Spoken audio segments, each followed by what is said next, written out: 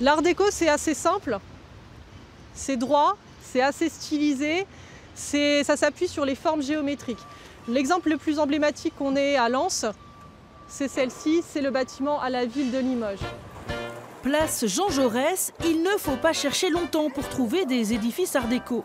Et puis en regardant bien, on se rend compte qu'il y en a dans toute la ville, par petites touches, parfois mélangées à d'autres styles. À la fin de la Première Guerre mondiale, Lens avait été détruite à plus de 90%. La ville était un champ de ruines. Donc quand les habitants reviennent, il faut reconstruire. Et on va en profiter pour reconstruire de manière plus moderne et puis reconstruire dans le style à la mode à l'époque. En forme de locomotive, la gare, elle, a tous les attributs de ce style architectural des années 20. À l'intérieur, elle dissimule des fresques en carreaux de ciment. L'idée, c'est que les voyageurs qui entrent ici, qui arrivent en gare de Lens, sachent tout de suite dans quel type de région ils se trouvent.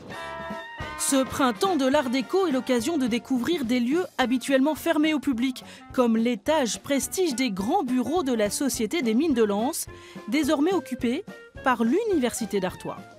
Alors ici, on a un exemple de mobilier exceptionnel de la ferronnerie qui est tout à fait dans l'esprit art déco. Si l'édifice a été imaginé par Louis-Marie Cordonnier, architecte de nombreux bâtiments dans la région, l'intérieur est lui l'œuvre d'artisans renommés. Le style art déco, qui est ici représenté effectivement par des grands noms de l'artisanat d'art, Majorelle et Dôme, qui donc ont exploité toutes les facettes de l'art déco au niveau des luminaires, des ferronneries, du mobilier en bois qui nous entoure. Seuls certains de ces monuments sont aujourd'hui classés. Avec l'engouement actuel autour de l'art déco, certains rêvent de protéger tous ces chefs-d'œuvre des années folles.